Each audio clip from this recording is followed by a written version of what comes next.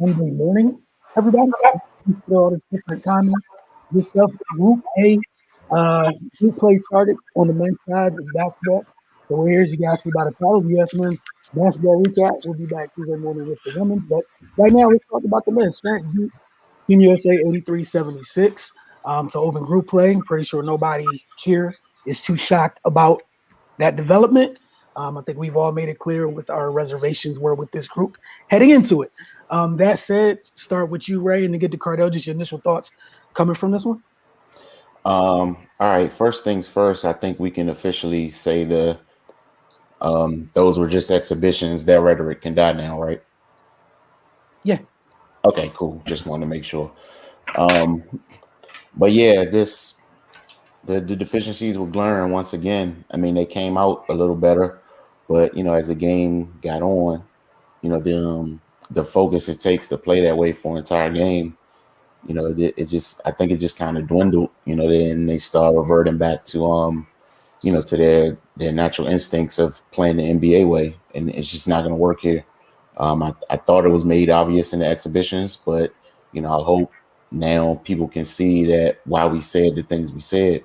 When Bam he was aggressive on the inside, and they played through him, and things flowed a little more. But when they went away from that, and when Bam went to the bench, it became a little tougher for him. So and then on the defensive side, the switching is not going to work because they're hunting mismatches and they're taking advantage of them.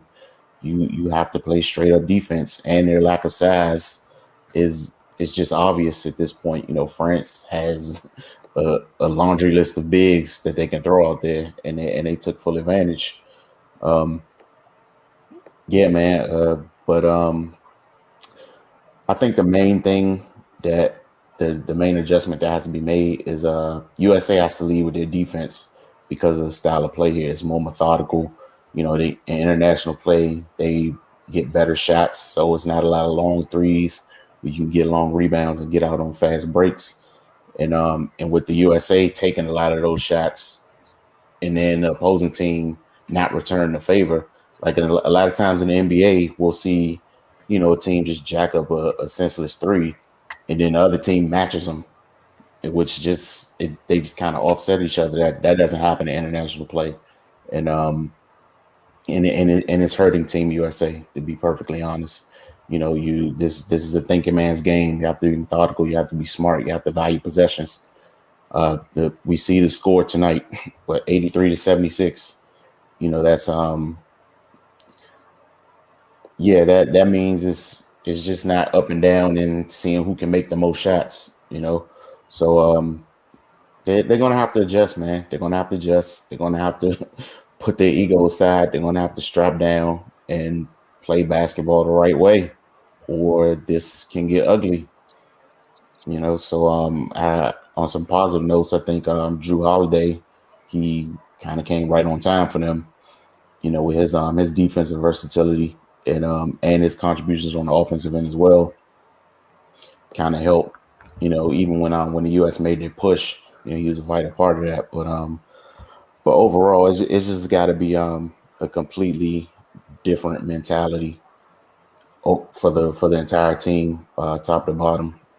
So yeah, man, I don't know. Like, can they do it? Yeah, but it's going to take it's going to take some soul searching and people to just commit to they're doing things how they need to be done to be successful over here. Because if they continue to play like this, I just don't think they're going to be very successful.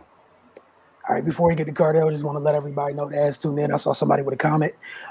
Just go ahead and share your comments. What we'll do at the end of every recap, whether it's men's or women's, we got a little bit of time. We'll get to some of the comments. So just want to let you know I did see you. We'll get to you in a little bit. At the end, Cardell, your thoughts on this one? I just feel like it's a lack of urgency by this team overall. It's concerning at this point. To me, how is Drew Holiday the best player on the floor? He's fresh off a 13-hour flight after winning the NBA championship a few days ago. That's alarming. It's one thing we can say if the energy and intensity was there, but they just didn't make shots. Okay, fine. That's one aspect. But it's a lot of aspects where I look at it and it's just like they're not up to par, and they're not going to win a lot of games. They're not going to win gold until they get those things up to par. We can't keep just putting it, just going along saying, we'll get it together, we'll get it together. Nah, man, it's what, 3 or 4 games, and then you battling for the gold medal. You could be out of this thing real quick, and that's if you qualify for placing. You see what I'm saying? So you can't keep going off that. Ray touched on something that I think a lot of people are missing: mental toughness to stick with the game plan when things aren't going your way, when opponents are making runs. Do you have the mental toughness as a team to stick to what was working throughout the game? They made runs in the first half, but the pressure wasn't on right away. So they stuck with it, and they managed to hold on the league and extend the league. And of course, France will make runs. They're a good team. They have about 5 to 6 NBA players in their own right. And this is a game Frank Ntilikina didn't even play. So, and that's their starting point guard.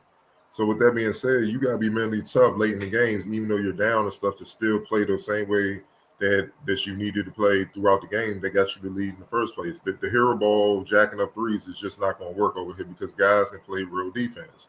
And when you can get up in guys and really play sound defense throughout the game, late in the game, you're not even going to have the legs and energy to make those type of shots. And that's what you saw late, where guys were missing shots we're accustomed to seeing them make in the NBA.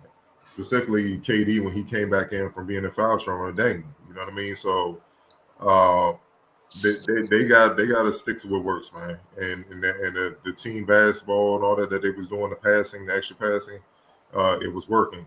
A little bit, I think they overpassed, at times because once you got the shot, take it. That's why you're moving the ball to get a quality shot. But I think they're overpassing, and a little bit has to do with guys don't want to hurt each other's egos, man.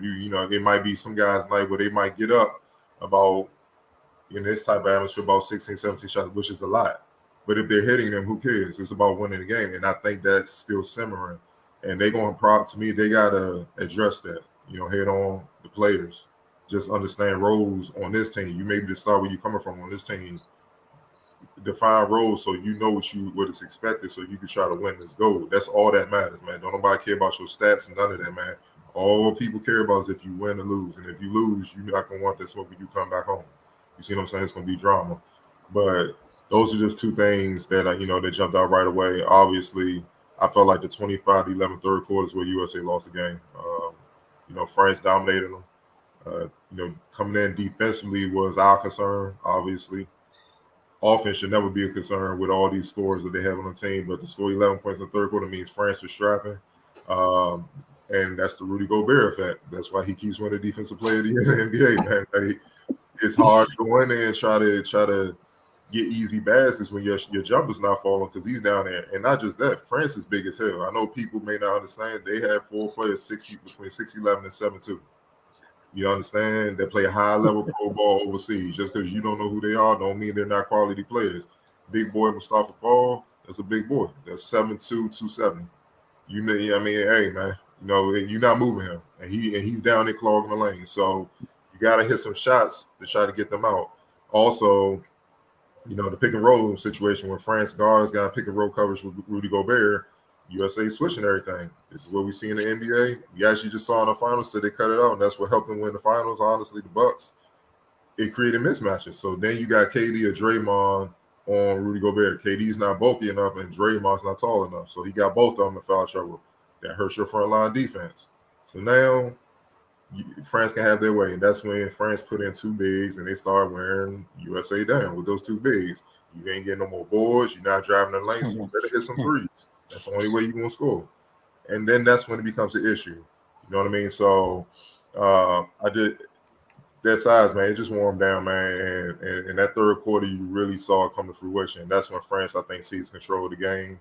The only players who shot well were Bam, 5-8 and Zach, 3 of 6. Everyone else shot 33% or worse. Katie and Dane were combined 7 of 22 shooting, 4 of 15 from deep. That's what I mean. When you have to really play defense and guys can get up on you, it fatigues you if you're not used to that. And that's what you saw, man. They didn't have the legs to try to carry the team, which makes it even more important for them to play the style of basketball they were playing at first when they had the lead. You got to move the ball. Defense from USA outside Draymond, Drew, and y'all mentioned Bam was subpar. Let's just call it what it is. Draymond Green did his thing to the best of his ability, being undersized, guarding all four of their bigs at times. Like I said, they go from 6'11" to 7'2". That's a tall order at 6'6", man. But he did the best he could. He won his fair share of battles in those matchups. But, a consistent diet of him winning enough for you to win these games and potentially win a goal, it's going to be tough. And Drew Holiday, like I said, he fresh off the plane, handling France point guards, but he can't guard everybody. So the player that got off was Evan Fournier, 28 points. He was torching out there, man. You know what I'm saying? And you can't expect him to guard everybody, not in this contest, because the teams are too experienced, they're too smart, and they're just going to figure out a way to come to set the screen, get him off me, and I'm going to torch everybody else. I felt like USA defense in the first quarter was outstanding. They forced 6 turnovers, and then the intensity wavered when they got the lead until the fourth quarter when they were down. You know what I'm saying? USA forced 8 turnovers after that for the remaining 3 quarters, but you forced 6 in the first. That tells you the energy wasn't where it needed to be as the game continued. Obviously, you spoke about Drew Holiday, man. That's self-explanatory. DeColo, he posted 13 points, 5 rebounds, 5 assists, and 2 steals. I feel like he was huge, especially with Frank Ntilikina not playing. They needed him to be to run the team, be a pest defensively best he could, and hit outside shots, and he did that. You know what I'm saying? He played his role perfectly. That's what I mean by playing your role. On a positive note for USA, I feel like their ball move was a positive for most of the game. They had 20 assists. 4 players had 3 to 4 assists, so it was balanced. And, like I said, I still think they overpassed at times, trying not to hurt egos, but they're going to have to deal with that. They're going to address that. Rebounding and exhibition play, that was a big issue for USA, especially offensive rebounding. I felt like they did a good job tonight, even though France ultimately won 42-36. USA won the offensive rebounding battle 11-9, which they haven't done throughout the exhibition play. I think what team was that? Spain, I think, punished them, and Spain and Australia lived. Australia, but I think they punished them on the offensive boards. So the fact that they won 11-9 lets me know that they were engaged, and they're well aware of that, because against this team with, like I said, 4 dudes 6'11" and 7'2", if they get the offensive rebound, that's a dunk, and that hurts. You know what I mean? Over time. And like I said, man, the pick and roll situation between their guards, DeColo, Fournier, and Hurdle with Gobert, it just caused mismatch issues for USA all night, and it was really nothing they could do. Now, I really believe that Kevin getting in foul trouble because of that threw off his rhythm offensively, because he's not used to being in foul trouble in the NBA. They don't call a lot of fouls on superstars. We know how that goes. So it is what it is. And, Fournier, man, he obviously the player of the game, 28 points and nearly 50% shooting. Only thing that he did wrong, I think he had about 4 rebounds, 3 assists. The only thing you can look at as a negative, he had 5 turnovers. But you're dealing with USA's length and athleticism, so that's pretty solid. And he had a run point at times, obviously with the Frank being out. So all in all, man, USA got a lot of things they need to work on, little things they need to work on. But you gotta just tip your hat to France. They did what they had to do.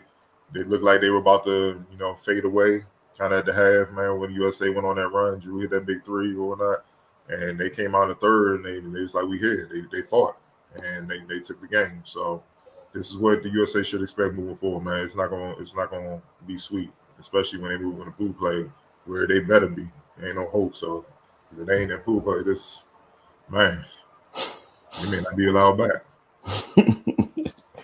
I mean, like you guys pretty much covered it all. One thing that can't happen from here on out, Kev can't be in foul trouble. It's not an option the rest of the way out. The only one that looked kind of comfortable, him and Dre are comfortable playing in FIBA. Drew looks comfortable. Outside of that, what is it, the third quarter? The third quarter, I think, was the longest stretch when KD was off the floor. Mm-hmm. Things look real rocky, and France took the lead because, let's be honest, where's the other mismatch on the offensive end? And like you guys said, you having to move the ball. You're not trusting your game plan, and they went on a big run in the third. And even in the fourth, it was Drew Holiday that went on a run to start the fourth to kind of get things back going. Not to knock everybody else, just being honest here, you can replace USA with Drew Holiday run. It felt like a personal Drew Holiday run at the start of the fourth to get them right back into that game. And like you said, Cardell, I think Ray used well. They never really found that same offensive flow, again, that they had in the first quarter. But we told you guys about the size concerns. I wouldn't be shocked, like you guys said, about people kind of understanding their roles and things of that nature. If France did this, even if you're a team that doesn't have as much talent as France has, it's the first thing you about to do. Hey, man, two bigs. Let's go put pressure on them. What's the worst that can happen? KD gets a foul trouble. Hey, things get a little bit, that kind of helps. Take him off the floor. Again, at the end of the day, what's he? The only person that's taller than him is JaVale McGee on this roster. Mm-hmm. You know what I'm saying? Again, like we know the lack of mass, the lack of bulk he may have, but he's the only other footer on the roster. So they got 2 footers, and Cardell, like you mentioned, France was rolling. They had a nice rotation of nothing but size. Fall came off the bench, and you felt it. You can see USA's bigs. They felt it. And you would expect that the rest of the way. Like you guys said, I got some things to figure out, but you only turn the ball over 12 times. This is why this one kind of was annoying. You checked a lot of boxes, and that intensity hurt. The lack of intensity came out with it, and it just never really got back to that point. And credit to the guys that came over from the finals, especially Drew with the number of minutes he logged tonight, which is absurd. And again, if you're one of the guards that's been here, look, man, it's only one game. I'm just saying, like that's ridiculous. And then that was the only guard. I'm sitting there tweeting while we're watching, tweeting. He was the only guy that got around screens, and that played a big role when he was on the court. Why they were able to get stops, because he wasn't like, oh my God, switch. Oh, here comes a screen, switch again. He was around the screen. He was in dude's pocket. They couldn't, and when they couldn't get the solid screens, the offense wasn't rolling the same. Now you're not putting your bigs under as much trouble. It's pressure. Yeah.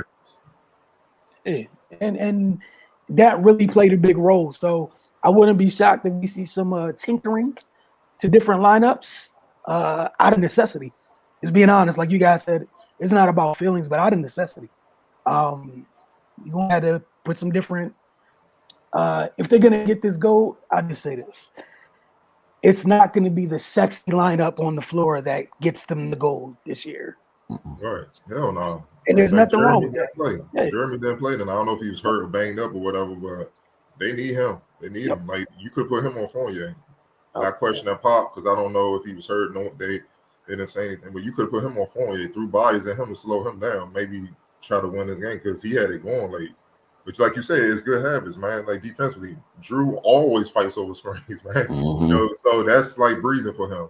But when you got guys that get a pass on playing sound defense for years, you know what I'm saying? You can't just turn it on. It's like offensive. I'm not used to scoring a lot or scoring in certain ways. You can't just expect me to do it now. You know what I'm saying? I'm not accustomed to doing that.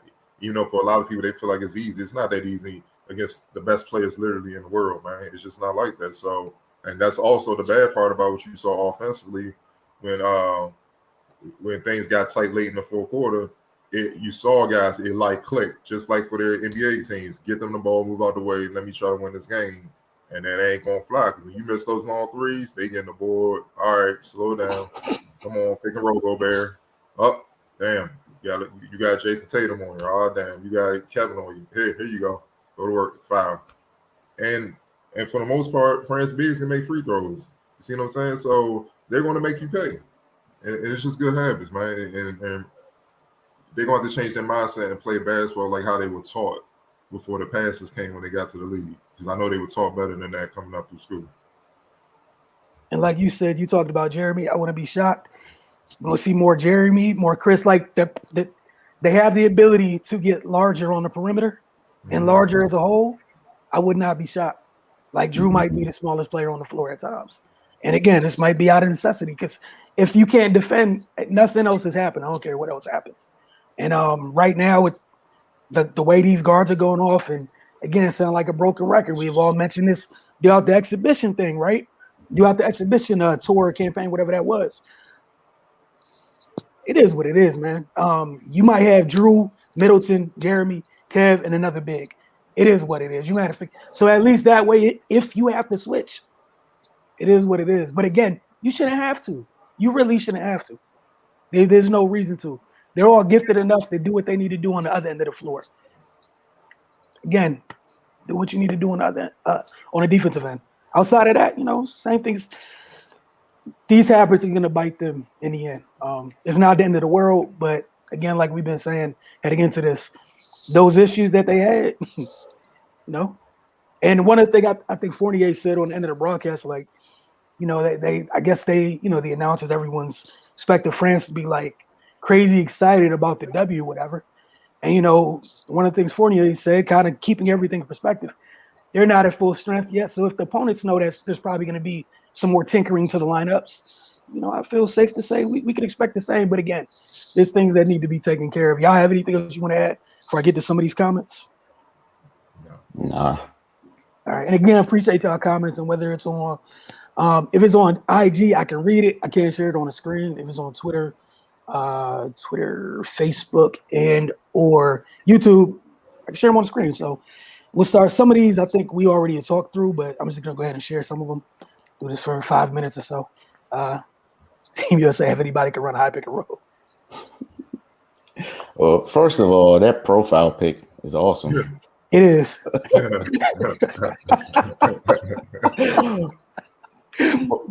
it's outstanding work right there. and it applies to what's going on right now. Right. Yeah, but in regards to the question, I mean, I don't think that's going to be effective here. Because that high pick and roll stuff and nobody adjusting or the big not hedging on the screen or anything like that, that's not going to be how it's played in FIBA. And isn't the court smaller? Smaller and the big camp. Right. So I mean, that it just kind of it's just not going to be effective. I don't think because it's just going to be played differently. And they got to adjust to the FIBA rules. Like, I mean, they run that high screen roll in the league, and then just kind of depend on the lob. But you can't do that when it's a big camping in the lane on you, and they want to fight over the screen. So it just kind of takes away the options that they're used to having available with that play. So they just got to play basketball, man. They can't resort to these gimmicks and whatever else they do in the States. Again, no shade to them, but we see that something different has to happen. So I don't think that would be that's not the answer to this, running the high screen roll. All right. Go ahead. No, you can't. I mean, yeah, they got guards that can run it. Kevin can run it. They got plenty of ball handlers that can run it. It's just that it's not going to be as effective. Like Ray said, they fight over screens. They play defense. Hell, even when you hedge out, you see Gobert out there not missing an inch. You know what I mean? And the rest of the bigs, they hop on the island. They don't have no problems doing that. Sometimes they throwing traps. They give you different looks to throw you out of that. So you can't give them a heavy dose. That's what we're trying to say. It's not the NBA, man. Where guys may not even feel like defending right then and there. You know what I'm saying? You get wide open jumpers. They're going to always defend them because there's a lot of pride on the line. These are the best players in their country. And they're not having that, man. They're trying to win a gold. So you can do it in spurts, but it's not going to be the heavy dose we become accustomed to seeing in the NBA. It's just not going to happen. From Rico, what's going on, Rico? Lack of defense. I don't really see any team chemistry yet. Comment at all? This is from the same guy with the Thanos picture.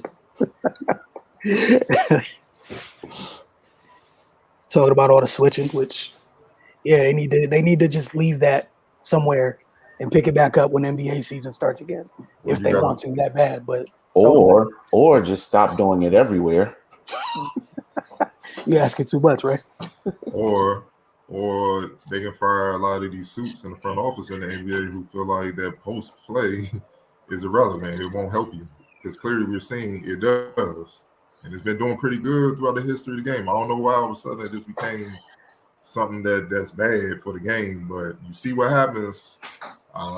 Big man, small man defending big man. I think the big man has the advantage, man. especially if you switching. But you know, you can make it up with 3, so that's their logic. FIBA said no.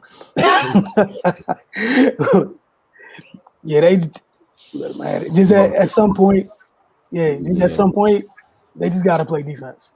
Yeah. Like have pride, get over the screen. You got enough length and athleticism where, like you guys just mentioned, the floor is small enough. I think it was one play where Bam was on a guard and the guard got by Bam. The floor it's a little bit shorter. That's even less space for Bam to recover. Why can't a guard get over a screen, stay with his man, and recover and get a block? You know, are they communicating? Are the bigs saying, "Yo, screen left, screen right"? Yeah. Are they letting them know? Mm-hmm. Even with that, you supposed to have your hands out feeling. You supposed to be alert, see man and ball. Like you got to see all that, man. That's what I mean. Sound defensive principles and stuff, man. It is what it is, dog. It's true. I mean, that's just who Jrue Holiday is, man. I mean, professional. Of course, yeah. Like that shouldn't be the case, but I'm not surprised that's the case. Like the simple fact that he's there in the first place lets you know like what type of time he on. But yeah, man, he just came in. He came to work, and as you can see, he was one of the most effective players in the game. Man, they just got to get over themselves. That's basically what it is. Get over yourself. Do what you got to do to win. You know, nobody's going to hand you anything. Nobody's scared of you. Nobody's backing down. People don't respect them as much as they think they do internationally. I don't think that's sunken in yet. So, you know, either they'll get the picture and turn this thing around, or they won't, and they're going to have to deactivate their social media. That just is what it is. Yeah, so they got what's it called in group play right now. You got 2 more games. It's 4 teams in a group. You got 2 more games. Can't afford to lose any more games to make sure you advance to the next round. They'll be back. Well, they're back on Wednesday. They got Iran Wednesday morning or late evening, however you want to look at it. It's all the same to me. I just know the alarm goes off. I know nothing else. But we'll be back with the women's on Tuesday morning / night, whichever you want to call it. They start off against Nigeria. And, you know, looking forward to that one. Our best way of saying it. You guys got anything else you want to add? Just as a reminder, get over to the Focus TV. Great place to have an idea of everything that's going on. We'll tweet through the games and then give us some time afterwards. We got a suggested time that gets posted on YouTube and Facebook for when these recaps happen. Somewhere within that suggested time, give or take 30 minutes earlier or later, we'll be on here to recap the game. So we'll see you guys Tuesday morning for USA Women's taking on Nigeria. And then Tuesday evening, obviously, with the Focus TV. And follow Focus TV on all your social media mediums. Later on today, Carter will be posting some clips from USA Post game that takes place about an hour or so. So you guys be sure to check that out.